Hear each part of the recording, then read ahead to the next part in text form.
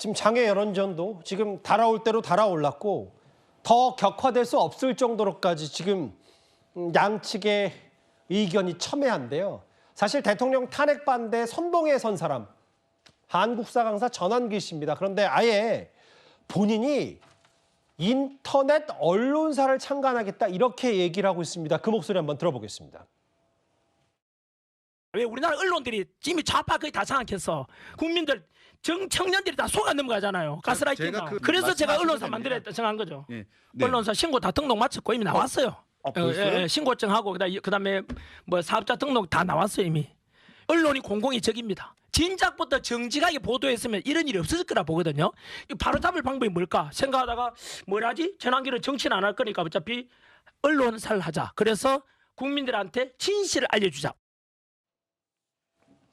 애초에 정말 많은 연봉, 60억 연봉을 포기하고 본인이 대의를 위해서 여러 보수의 목소리를 내겠다라고 얘기를 했었는데 윤기찬 부위원장이 보니까 국민들에게 진실을 알릴 목적으로 실제로 온라인 매체를 차리겠다라고 공언을 했어요. 그렇죠. 언론이 아마 팩트 전달 목적인 것인지 아니면 여러 가지 정치적인 현안에 대한 평가 위주로 갈 것인지 모르겠지만 어쨌든 일단 언론 활동 내용을 좀 봐야 될 것 같고요. 저는 개인적으로 언론이나 아니면 강의나 사실 뭐 비슷한 컨텐츠를 갖고 있다고 생각을 합니다. 그래서 전환길 씨가 현재 이 대통령 탄핵 국면에서 느낀 여러 가지 정치적인 상황에 대해서 본인의 느낌이 있는 것 같아요. 그리고 소위 말하는 좌우 이 이념 대립에 생긴 배경, 이 배경은 아마 본인이 깨고 싶다는 생각도 있을 수 있을 것 같습니다.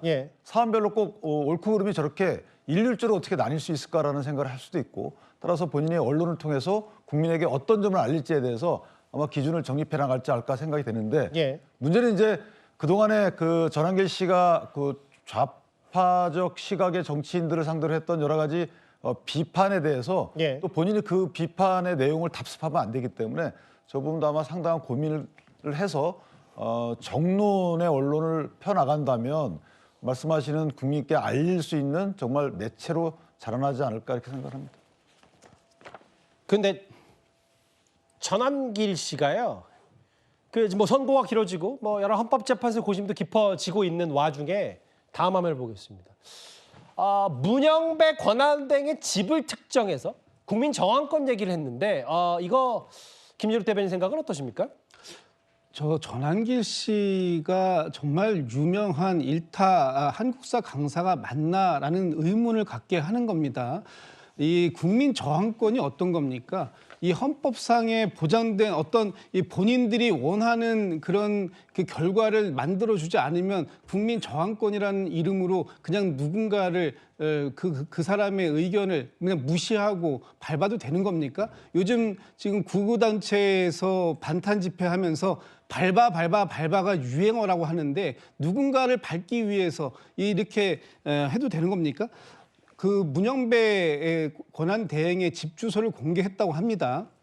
정확하게 했는지 안 했는지 모르겠습니다만 이 주소 어떻게 알았습니까? 이 개인정보에 해당되는 집 주소를 어떤 경로를 통해서 취득하게 된 겁니까? 그리고 이렇게 공개적으로 이 개인정보를 유포하게 되면 개인정보보호법에 걸리는 거 아닐까요?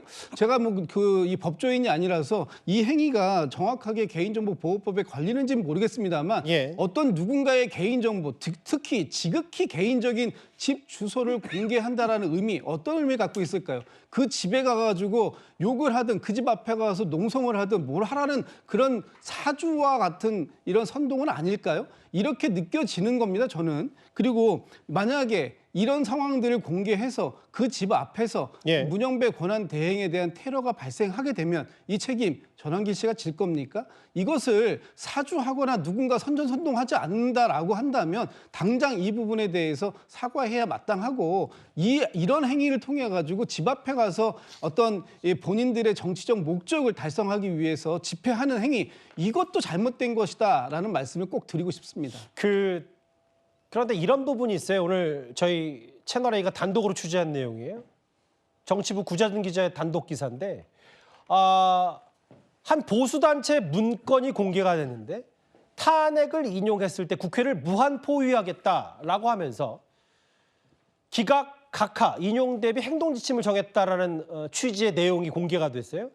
국회 사무처가 해당 문건을 확인했고 비상조치를 점검하겠다고 했는데 저 해당 문건이 저겁니다. 애국시민 탄핵선고일 참고자료. 제일 타겟, 목표가 헌법재판소가 아니라 국회라서 당황스럽다는 게 국회 사무처 입장인 것 같습니다. 선고 당일에 보수단체 국회 난입에 대비한 준비를 하겠다고 했는데 경호와 경호과 중심으로 비상조치를 점검하겠다. 최소영 평론가. 저희가 아까 지금 장외 여론전도 점점 더 격화되고 있다고 말씀을 드렸는데 일부 단체가 탄핵, 그러니까 대통령이 파면됐을 때 국회를 무한포위하겠다. 이 문건까지 나왔어요. 조금 과해지는 것 같아요. 그러니까 지금 헌재 판결이 늦어지면 늦어질수록 자꾸 저렇게 광장의 열기가 높아는 가는데 그렇다고 해서 헌재라는 것이 우리가 단 한 번의 단일심이고 그다음에 불가역적 그런 효력을 갖고 있기 때문에 저는 어찌되었건 모든 것에서 승복할 필요가 있다. 더더군다나 우리가 대의민주주의를 채택하고 있는 나라에서 우리가 우리 손으로 뽑은 국회의원이 지금 임기가 1년도 채 지나지 않았는데 국회를 포위하라. 사실 저 어디서 많이 들어본 얘기잖아요. 그 민주당 아까 그 미국의 워싱턴에서 그 점령하라 월가를 점령하라서부터 그다음에 백악관을 점령하라 여러 가지 그때 많은 일들이 있었는데 예. 그럼에도 불구하고 저는 우리가 국회라든가 우리가 헌법재판소 이런 말하자면은 그 우리 국회 우리가 대의민주주의로 뽑거나 우리가 권한을 위임해서 구성한 이런 헌법기관들 이런 법률기관들에 대해서는 저렇게 나가면 안 되죠. 다만 저는 저게 지금 광장의 열기를 상징적으로 보여주는 거지 또 민간이 국회를 포위한다면 어떻게 포위하겠습니까? 아마 예. 시위를 하겠다는 얘기를 조금 더 과장되고 그다음에 조금 더 극렬한 표현으로 한 게 아닌가 그런 생각이 듭니다. 예, 그 문건 얘기까지 저희가 단독으로 취재한 내용까지 속보와 함께 하나하나 만나봤습니다. 일단 저희가 뉴스탑 시작부터 지금까지 대통령 선고를 둘러싼 파면 여부, 탄핵 선고를 둘러싼 여러 가지 얘기들을 하고 있는데 일단 정확한 팩트는 이거예요. 오늘은 공지 안 한다, 헌법재판소가. 물론 금요일의 가능성, 20일의 가능성이 많이 낮아지긴 했습니다만 일단 헌법재판소는 오늘 선고날을 다시 한번 정하지 못했고 일단 그 기일이 언제 될지 가늠조차 쉽지 않아졌습니다. 사실상 이번 주는 어렵다는 평가가 많아서요. 그 속보 내용까지 하나하나 만나봤습니다.